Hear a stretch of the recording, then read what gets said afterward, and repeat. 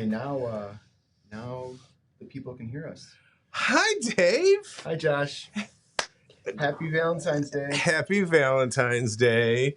Your microphone's over there, by the way, in case you were wondering. Yeah, that might help. Thanks. You know, I think we should start recording the 10 minutes prior to the show because it's hysterical. Man, I'm telling you, just when you think we have everything ready to go.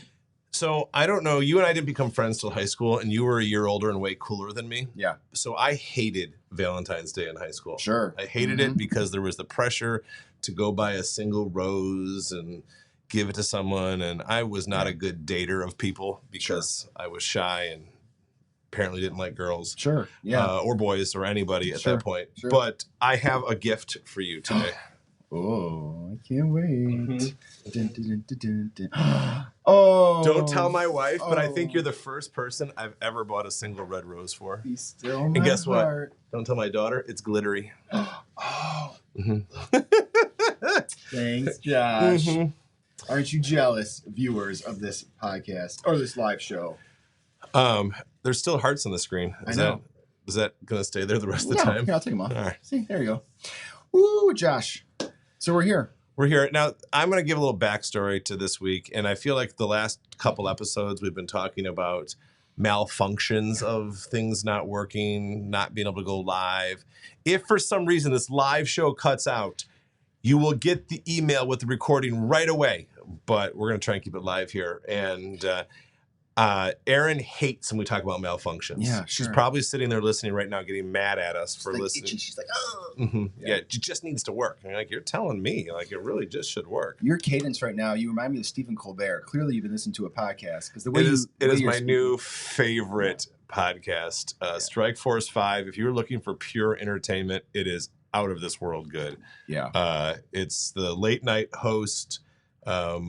During the writer's strike, and they were raising money for their staff, and it was just fantastic. Yeah, it was awesome. It was very, very clever. But Dave, I haven't seen you this week. You threw your back out. I think, that makes me sound really old. Brian's laughing. More accurately, I was carrying laundry up the stairs, and I threw my back out. Way better. Yeah. Oh, it was a scary moment. I was in the fetal position for no less than 12 hours. Thank goodness, everything checked out clean. It's just some severe spasms, as they said. So I'm on some drugs that are making me feel good. And you know what, Josh? Nothing will stop me from recording a job with Josh with you. Because you're honest. Let's be honest. You brought me coffee this morning too, so cheers. Thank you. Let's be honest. You could not run the show without me. I could, but I actually want you guys all to know that when Dave started working with me, we've been friends literally forever. But when he started working with me, one of his goals was to humanize me. And I hope that's made it more approachable. Without you, I guess I'm less humanized. Very less humanized. Yeah, you're like a robot, like taxes. That's what you sound like. So, but we're going to try some new things today. It's going to be kind of a fun show. But first, I want to talk about something. Again, at some point, people are going to say, just get to the financial stuff, but every year I go to like a year-end like wrap up and a new year kickoff type thing with a whole bunch of other advisors from around the country, and it's educational yet also kind of a good time.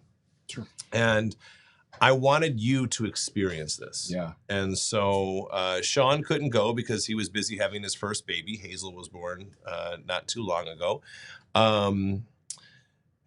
My dad couldn't go, and so it was just Erin and I and you joined us. We went to Las Vegas, and this was a lot of fun. My favorite part of this whole thing is that picture in the upper left there of you in a sport coat. Yeah, that was awesome. And dress pants. Dress pants and dress shoes, kind of. Yeah. So what did you think?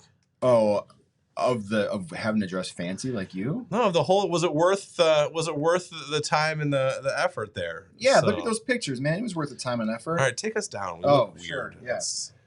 Humanize us. It was really cool. Although I was in a room with like 1,500 of you, so that was a little awkward. Yeah, I'm pretty normal compared to some of those people, but you are pretty normal. No, it was awesome. Stayed at the Bellagio. That was really cool. We went to the Sphere. We saw Cirque du Soleil. Yeah. So it was awesome. It was great. Yeah. Thanks for bringing me along. So right after I got back from that, it was right before, but it was right around then. I got to experience the third year in a row of my wife being the cookie mom for Maggie's Girl Scout troop. Sure. This is Maggie and I. We just took this picture yesterday, each holding our favorite box of Girl Scout cookies. But being cookie mom is an adventure. And she has to help all the girls order, and now things are online. We don't do paper forms anymore. But the worst part is you have to go to pickup. Yeah. And you're assigned a time on a Saturday morning. Our assigned time was 8:45 a.m. Okay. And we were going to pick up, I forget the number, 3,000 boxes of Girl Scout cookies or something stupid like that. And what you don't realize is Maggie she's a second grade troop out of one of the schools. And so there are troops from kindergarten all the way up through high school, and every school has them. So you go to the junior high parking lot, and you have semi-trucks, 3 semi-trucks filled with Girl Scout cookies just for the city of Elmhurst Girl Scouts. Just for District 205. There's some outside District 205, but yeah, just for Elmhurst. And that does not include the online orders that got shipped all over the country. That's true. And it was amazing to see this thing. And plus, can't you choose to ship some to like troops? Yeah, you can donate them to troops and things like that. That was just what was ordered for handout in Elmhurst, and it was nuts. I did see a giant pile of Thin Mints fall on a guy inside of a truck. He was okay, but it was once you realized he was okay, it became kind of funny that he was. If you're gonna go out, that's not a bad way to go out. Giant pile of Thin Mints, yeah. So it wasn't like 1.5 of the semis just for our office. It was, yeah. It was actually half was just you in particular. Yeah. Maggie loves you. Yeah, she does. I'm her favorite. All right. Good times. Let's get into some. I just looked at my watch. I was like, man, that's a lot of talking about not financial stuff. Let's get into some compliance here before we say anything we shouldn't. We put this up every episode. What this is saying is that what we're going to talk about today is not specific advice. It is for informational purposes only. But if you would like specific advice, please reach out to us. We'd be happy to apply everything to your situation for you. So, I do okay there? That was great. It's better than I do in the events that we host. Your events are entertaining. Oh, I appreciate it. Thanks. So really quick reminder. What the heck is Java with Josh? About a year ago, we decided that the world needs more Josh. And so, you decided that. I did not. Yeah, that was my call. So what Java with Josh is a live monthly video stream, always with technical difficulties. And what Josh and our team of advisors will do is a few days before we go live, they'll sit down and scour the internet for the hottest, the latest and greatest, most important financial updates that affect you, the retiree, and those soon to retire. And then we talk about it. Good. We're really fun talking about it. Super, yep. So obviously we're live here today on Valentine's Day. Our next 3 shows are at the bottom here. March 13th, April 17th, May 15th. And March 13th will be we're going to have just corned beef flying around the office, I think. I love St. Patrick's Day. I used to not think I was Irish. I married into a large Irish Catholic family. Yeah. But apparently I am Irish. My parents did the, test your genealogy thing. Yep. So now I love St. Patrick's Day even more. Wow. I mean, it's great. Yeah. Very cool. All right. I mean, that story served no purpose. What you got now? Mission statement. Dave, again, a year ago, this is a Dave thing, humanizing our office. I always like to share this here, the FSR mission statement, giving you the confidence to make retirement the best part of your life. The story I always tell in the workshops is about my son, Alex, who is a 9-year-old in 4th grade and talks about how he can't wait to retire. And we've all had that thought. We can't wait to retire because this is when you get to do whatever you want to do. And this should be the best part of your life. And I hope we can be a part of helping people make that come true. Hear, hear. So, and today we're going to go through some current events here. And Brian, if you'd come over here and help me wheel the technology in, because every good piece of technology needs wheels. We normally run this on my iPad, but we have had troubles in the past getting the iPad to work. So we just decided to get a really freaking big iPad and show it here on the camera instead because it makes it way easier. So what we're going to talk about today, again, as we have in the past, is we're going to spend most of our time right here in the investments and wealth protection. And the reason we do that a lot right now on the Job with Josh is because that is the most current event focused thing that we have. So everything else that doesn't change very much, so we can give you more big broad brush topics, but we're going to talk a lot about current event stuff. Now, last week was a big week, and I don't know if you can see this here, but there were headlines all over the place. The S&P 500 broke 5,000 for the very first time. We have the S&P as a 500 hit a milestone that it hasn't seen in over 30 years. And we're going to talk about that here in a second. So we've had some great stock market news. And when I look at it here, the stock market, this was captured yesterday. Yesterday, we were sitting just under 5,000. We actually had a fall off yesterday. But last Friday and this Monday, we peaked over 5,000. And this was the first time in the since 1972 that the S&P has finished positive for 14 of the last 15 weeks. That is the record we haven't seen in a long time. Now, we saw this last year. We saw a lot of the market concentration. We talked a little bit about the Magnificent Seven here. And what you're going to see, this gray line that I have here in the middle, that is the S&P 500. And that starts from January of 23 through the end of January of 24. You see it's a 26% increase. But what we look at here, this green line atop this here, had a 67% increase. So what was that? That was just the 10 best performing stocks in the S&P 500. If you've heard of the term Magnificent Seven, these were your Amazons, Facebooks, Metas, NVIDIAs. These things just flew last year, and that carried pretty much the rest of the S&P 500. Now, why is that? What happened to do this? Because if we were sitting here a year ago, we were fearful. We were worried. We just went through a pretty miserable year. We thought the economic things were not good out there, and we were worried what was going to happen. And all of a sudden, poof, our S&P popped pretty high. Now, a lot of this goes back to the Federal Reserve and what they've been doing. So the Federal Reserve, if you remember, has been raising rates precipitously since 2001, 2002. You like the word precipitously? Spell it out on the board. Not a chance. Okay. I can say things. I used the word this morning with the kids. What was it? Glacially. And Missy called me out on not being a real word. I think it's a real word. Right. It was glacially slow, I think is the word I Oh, used. let me try something really quick. Does this make the board easier to see? Not really. A little less glare. It's up to you. Yeah, we'll just really you can still see your face. Brian, what do you think? How's this look? We're trying something new. When you use a giant iPad behind you, you got to try something new. I don't know if it's any better or not. All right, let's keep going. All right, go ahead. All right. Yeah, but it is a real word.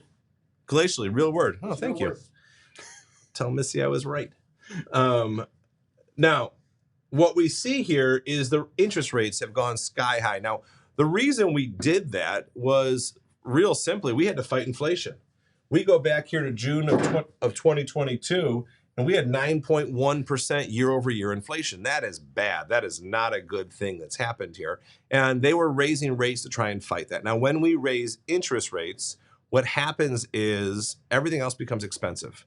Mortgages become expensive, debt, financing for businesses become expensive. It becomes a really hard thing to do, and that is a drag on the market. And so what we've had here, if we go back a screen, let's see if I can do that here too. If we go back a screen, you see we had a pause back here in the summer of 2023 that the Federal Reserve pretty much said, hey, we're not going to raise rates right now. We're just going to kind of see what happens. And then in the end of the year, they said, hey, we're going to start lowering rates next year. And when they do that, there start to get predictions that are out there. And this is a tool that is put out by the CME group. CME is an options trading group. They trade a lot of interest rate options. So this is a normal thing that's out there. But we call this the Fed Watch tool. And what this is looking at is okay, right now, this is the July meeting. Every month the Fed meets. So we're looking at a few months from now. Around a third of the traders think that we're going to see about a half a point drop between now and then. 42% think we're going to see almost 3/4 point. That's a huge drop between now and then. And there's even some that think we're almost at a full point drop over here. And so when we talk about that, what are they looking for? And why would we do that? Well, why that's exciting for the market is because the market loves low interest rates. Things become cheaper to do, and traditionally that works out really well. But it's not always true. This is just what the traders think. In fact, the next meeting's in March, and all the talk right now is what are they going to do next month in the March meetings. So Chairman Powell, this is Chairman Powell, and a lot of the Fed governors have been on speaking tours over the last week to kind of talk about what's going on, and they do this regularly. But last week, he was on 60 Minutes, and he was talking about this, and the question came to him, why, are you going to lower rates? Or, what are you looking for? And the big thing they're looking for is inflation. They want to control inflation. And the few key indicators they look at are the inflation rates as well as unemployment. And this sounds goofy, but they want unemployment to go higher. And they want, that makes, that's the goofy part. And they also, the not goofy part is they want inflation to go lower.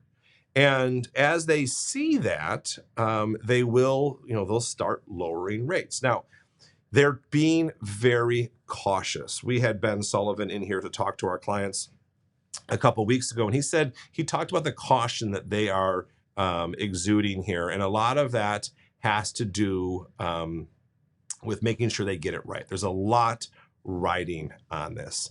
And what do I mean by that? So if they get it wrong and they raise rates or they lower rates too quickly, inflation could spike back up. This is what kind of happened in the 70s when we got the inflation out of control in the 80s. They lowered rates back down too quickly, and that could be a huge problem.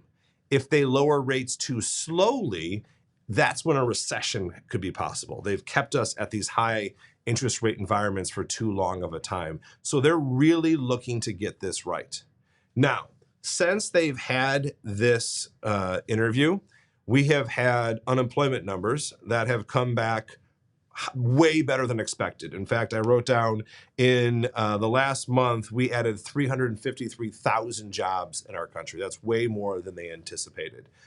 Inflation numbers just came out yesterday. And I'm going to see if I can go backwards here a screen or two.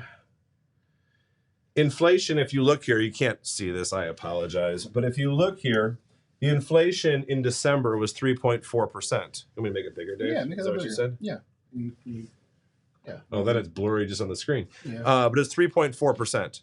Now, what the industry experts were predicting is they were predicting that it was going to come in at 2.9%. They released the number yesterday, and it was 3.1%. So it was lower than the prior month, but it was still higher than they expected. So if I'm Chairman Powell, which I'm not, I wouldn't want to do that. That sounds like an awful job. But if I'm Chairman Powell, and I'm talking about the March meetings, they're not quite ready to lower rates, I don't think. What they're looking at is inflation still sitting a little bit higher than they had hoped, and unemployment still looking way better. So what does that mean? Well, that means, that the market's going to get bummed out because, hey, they're not going to lower rates. Now, it already has it priced in, don't do anything crazy. But what I want to get at is this is just news. And this is the news cycle and the fear cycle and things like that. I put this out here. This goes back from 1971, and this is a graph of the S&P 500. And you can look and see all the terrible news things that go on here. President Nixon resigning, Soviet Union invading Afghanistan, the 87 market crash, the war in the Middle East, the first war in the Middle East. Here's the tech bubble crash, Lehman Brothers crashing. All these things are awful. And our news loves to sell terrible, they love to sell fear. But if you look at the fact that, what happens is the market keeps growing. The fundamentals of the market are still good. Now we're going to see drops and we're going to see things that do cause us to go down. But, right now the fundamentals are still good. Now, people will often say, this is the next thing I want to point out. This is a new graph for me that I haven't seen before. And this is a study done by JP Morgan. And what this is showing is looking back from 1988. They said the S&P has reached highs, on average, reached new highs 20 times per year. So the S&P keeps going up, reaching new highs all the time. And what people will do is, well, I'll wait for it to come down and then I'll get in. I'll wait for it to come down and then I'll get in. So they did a study where if you invested on a high, on average, a year later, you'd be up 13.7%. 2 years later, 28.9%. 4 years later, 48%. That's a huge increase. Compare that to just a random other day. A year, it's always lower. So investing in highs isn't necessarily a bad thing. But where we want to get to, and the end result of this, is pure fundamentals. You see me show this pretty much on every single Java with Josh. If we were following trends and chasing things, let's look over here. Let's look at, I'm going to pick a random one here. REITs. REITs are real estate. Pretty good middle of the road here, goes up. All of a sudden, REITs crash on us. Then we come back up. We stay really high for a while, and then we kind of just fall down here. You can see this flow back and forth here, up and down, up and down. And if we that line in the middle here, that white box in the middle, that is just a good, solid asset allocation. So fundamentals matter. Having a plan matters. Diversify well. And remember our t-shirt? Diversification puts the fun in fundamentals. Now we're making a t-shirt for that. Oh, I love that. Yeah. I don't remember that. Oh, okay. But carry on. No, but the big thing I want to say here is the fundamentals really matter now more than ever. We've gotten to this point now where a year ago we were too fearful to get into the market, and now we're too fearful to get money. We think we're too late to put money in, but it's all a matter of it just doing things the right way. So just keep going here. It kicked us off YouTube. I know. Yeah. I saw that. Can we move this out of the way, Brian? Are we live anywhere now? No. Doesn't make any sense.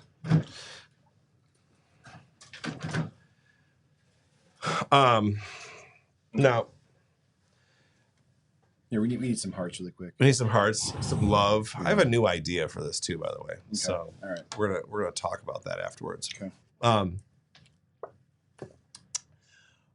But pretty much what I want to get to was don't mess around with now's the time to do this or now's the time to do that. I do think it is a great time to be well diversified as you go into the market. So cool. Well, let's ask for live questions. Oh, wait, we're not live. We're not live. We do have one pre-submitted question.